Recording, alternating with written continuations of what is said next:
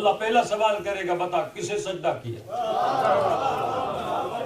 کوئی کہے گا میں نے آپ کو پوجا، سوال یہ کرے گا کیوں پوجا؟ اور جواب میں یہ آیا کیونکہ امی ابا نے پوجا تھا، تو کہے گا سیدھا جہنم میں لے جا۔ دوسرے سے کہے گا تم نے کس کو سجدہ کیا؟ کہے گا میں نے پتھر کو سجدہ کیا۔ اس سے بھی یہی سوال ہوگا کہ کیوں کیا؟ اور جواب یہ ملا کیونکہ خدایا تو قبیلے والے کرتے تھے، یا مثلا ہندوستان میں بڑا ہوا تھا تو سارے ہندو تھے، تو اللہ کی آواز آئے گی کنارے پہ کھڑا کر دیا جائے۔ پھر آئے گا ایک مسلمان ماتھے پہ سجدوں کے نشان، جو کبھی حاجی کہلایا اور نمازی، اس سے بھی کہے گا بتا تو نے کسے سجدہ کیا؟ بڑے فخر سے بولے گا میں نے تجھے سجدہ کیا۔ سوال وہی کرے گا مجھے کیوں کیا؟ اور اگر یہ بھی یہی جواب دے گا خدایا اس لیے تجھے کیا کیونکہ پاکستان میں پیدا ہوا تھا اور امی ابا تجھے سجدہ کرتے تھے، تو اللہ کہے گا تیرا جواب بھی وہی جو ہندو کا جواب ہے۔ اور اگر اس جواب کی بنیاد پہ اسے جہنم میں بھیجوں گا تو تجھے بھی جہنم میں بھیجوں گا۔ جواب یہ نہیں کہ اس کے کہنے پر کیا، جواب یہ آنا چاہیے کہ خدایا تجھے سجدہ اس لیے کیا کیونکہ تجھے ہی لائق سجدہ تھا۔ ایک چھوٹی سی مثال دیتا ہوں کہ جب دنیا سے ہم جاتے ہیں تو قبروں میں لٹا کے ایک تلقین پڑھی جاتی ہے اور کہا جاتا ہے اسمع وافہم، فلاں ابن فلاں سن اور سمجھ، فلاں اور ابن فلاں کے بیٹے تجھ سے پوچھا جائے گا تیرا خدا کون ہے، تجھ سے پوچھا جائے گا تیرا نبی کون ہے، تیری کتاب کون سی ہے، تیرا امام کون ہے۔ اور پھر بتاتے بھی ہیں بتانا اللہ ربی محمد و نبی قرآن و کتابی علی و امامی، یہ جواب دے دینا۔ اب میں نے کہا جناب یہ تو بتائیے دنیا کی کوئی ایک یونیورسٹی مجھے دکھلا دیجیے جو ایگزام لینے سے پہلے پرچہ آؤٹ کر دے۔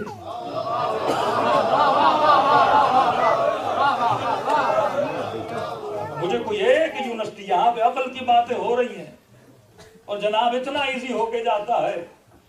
کسی شاعر نے کہا کہ جب منکر و نکیر آئیں گے تو یا علی کر کے میں بڑی آسانی سے گزر جاؤں گا۔ اب میں نے کہا جیسے منکر و نکیر علی کو مانتے نہیں ہیں کہ تو ہی مانتا ہے، تو سوال یہ ہے کہ پرچہ کوئی دنیا کا ایجوکیشن سسٹم آؤٹ نہیں کرتا لینے سے پہلے، تو یہ تو چیٹنگ ہوئی بھائی، اللہ پہلے ہی چیٹنگ کروا رہا ہے۔ مردہ مرا نہیں، اسے پہلے بتایا جا رہا ہے کہ تجھ سے یہ سوال کیا جائے گا۔ دوسری بات، جو پوری زندگی یہ نہیں کرتا رہا اسے کیا بتانا کہ تجھ سے پوچھا جائے گا کہ امام کون ہے اور جواب دینا کہ علی امام ہے۔ جو ہر نماز کے بعد قرآن پڑھے اسے کیا بتانا کہ تجھ سے پوچھا جائے گا کتاب کون سی ہے تو کہنا قرآن ہے۔ جو محلوں میں مسجدوں میں اذانوں کے مناروں سے آواز سنے کہ اللہ اکبر، اسے کیا جواب سکھانا کہ تجھ سے پوچھا جائے گا کہ خدا کون ہے اور تو جواب دینا کہ اللہ میرا خدا ہے۔ اس کا جواب تو میں بعد میں دوں گا، لیکن ذہن میں رکھیے کیونکہ معصوم فرماتے ہیں علی والا وہی ہوتا ہے جو صاحب عقل ہوتا ہے۔ علم اور ہے عقل اور ہے، علم عقل کی غذا ہے، علم ہوگا تو عقل موٹی ہوگی، علم نہیں تو عقل کا کوئی لینا دینا نہیں ہے۔ یہی عقل ہے جو انسان کو رحمان کی عبادت تک لاتی ہے۔ اب سوال یہ ہے کہ عقل مضبوط کب ہوتی ہے؟ جب عقل عقیدے بناتی ہے تو عقیدوں کے لیے دلیل رکھے۔ یہ نہیں کہ آج ہم یا علی مدد کہتے ہیں تو پوچھا جائے کیوں کہتے ہو، کہو بھائی ابا نے سکھایا تھا، امی نے سکھایا تھا۔ اور جو ایسے لوگ ہوتے ہیں انہیں تمیز بھی نہیں ہوتی کہ علی کا نام کہاں لینا ہے اور کہاں نہیں لینا۔ ایران کے ایک مولانا کہتے ہیں رات کو گھر پہنچا تو گھر میں چوری ہو گئی۔ اب ایران کا مطلب یہ ہے کہ چور بھی شیعہ۔ سیدھی بات ہے، اگر امام بارگاہ سے جوتیاں چوری ہو جائیں تو کوئی اپنا ہی ہوگا۔ تو کہا جیسے دیکھا پورے صحن میں چور نے سارا سامان جمع کر کے رکھ لیا۔ اب مولانا کہہ رہے اتنی زحمت کی، میں نے کہا چھیڑوں، حالانکہ اتنا قیمتی سامان بھی نہیں تھا۔ کب اتنی زحمت کی ہے چلو لے جانے دو۔ تو کہتے ہیں میں صحن کے کنارے ہلکی سی لائٹ تھی، کھڑا ہو گیا کہ دیکھوں کہ چور سامان جمع کیا ہے، زحمت کی ہے، لے جانے دو تاکہ کم از کم جو لے جائے حلال ہو کے اس کے کام میں آئے اور جاتے جاتے بولوں جو ہے لے جا۔ لیکن کہتے ہیں بات پہ ایک بات تو غصہ ہے۔ وہ کون سی؟ کہ جب کہ سارا سامان اس نے جمع کیا اور ایک چادر بچھائی ہوئی تھی صحن میں اور سارا سامان اس میں لپیٹا اور اس کو باندھ کے اٹھانا چاہتا تھا تو سامان وزنی بہت، اس سے اٹھایا نہیں جا رہا. ایک بار زور لگایا نہیں اٹھا, دوسری بار لگایا نہیں اٹھا, تیسری بار اس نے یا علی مدد کے اس نے اس گٹھڑی کو اٹھانا چاہا. مولانا کہتے ہیں یہاں مجھے غصہ آ گیا, کیونکہ اسے تمیز نہیں تھی کہ علی کا نام عبادتوں میں لیا جاتا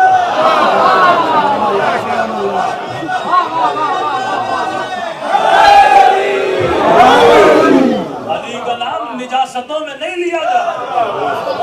جہاں اجازت امیر ہو وہاں نام لیا جاتا ہے, جہاں اجازت امیر نہیں وہاں نام کیسے لیا جاتا ہے. تو کہتا ہے میں نے بھی ایک جملہ بول دیا اور کہہ دیا چور صاحب بڑی جلدی ہے تجھے جانے کی. کہا کہ میں نے حسین حسین کر کے جمع کیا, تو ایک یا علی کر کے سارا لے انسان کو پتہ ہونا چاہیے کہ جو عقیدہ میں نے بنایا ہے اس کی واقعاً بنیاد کیا ہے. آج اکثریت سنی سنائی باتوں پہ چل رہی ہے, پتہ ہی نہیں کہ واقعاً جس خدا کو مانتا ہوں اس خدا کے وجود پر بھی دلیل ہے کہ نہیں. اور یہ دلیل سب سے زیادہ اگر کسی کی ضرورت ہے تو ویسٹرن معاشروں میں رہتے ہوئے مسلمانوں کی ضرورت ہے.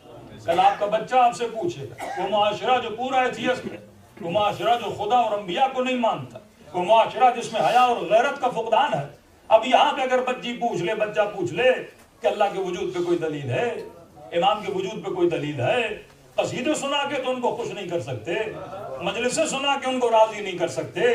جب تک اپنے پاس دلیل نہ ہو اسے کیا مطمئن کرنا. یہ دلیل ہے جو انسان کو مقام خداوندی تک پہنچاتی ہے.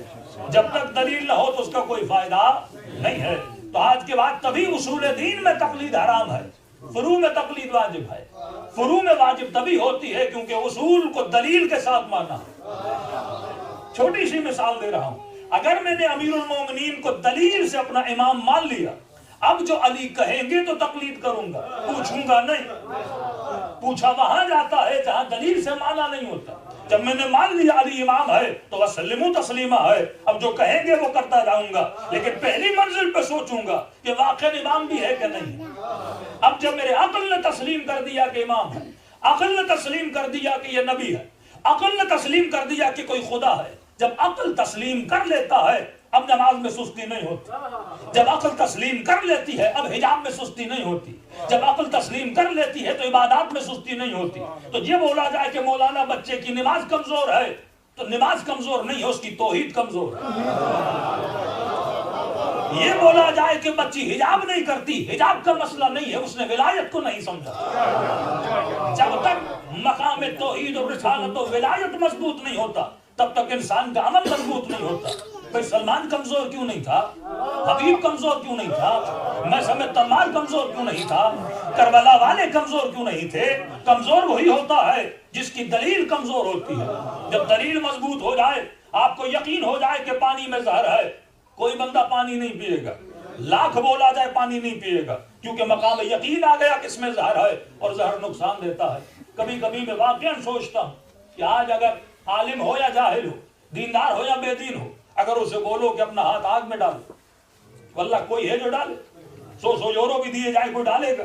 نہیں پتا ہے آگ ہاتھ جلا دیتی ہے, ہاتھ کیسے ڈالو؟ اور خدا بارہا کہہ رہا ہے کہ جہنم ہے, جہنم ہے. یہ کیسے ممکن ہے کہ ہم جہنم کے لیے تیار ہو جائیں جب دنیا کی آگ کے لیے ہاتھ ڈالنا ہمارے لیے قابل برداشت نہیں ہے. اصلاً عقل کا تقاضا ہے کہ میں کیوں خود کو نقصان میں ڈالوں, تو وہاں پہ میں کیوں جہنم میں جاؤں گا؟ یہ خلاف عقل ہے. جب دنیا کی آگ میں جانا پسند نہیں ہے تو جہنم کی آگ میں جانا پسند کیوں کروں گا؟ مسئلہ دلیل کا ہے, یا میں اس آگ کو نہیں مانتا, اگر مانوں گا تو جانا پسند نہیں کروں گا. کہیں نہ کہیں شک کو تردید کی منزل ہے. شک تبھی پیدا ہوتا ہے جب دلیل نہیں ہوتی. تو فرمایا عقیدوں کے لیے دلیل رکھو. آج سب سے بڑا ناسور آپ کی نسلوں کے لیے یہی شک ہے.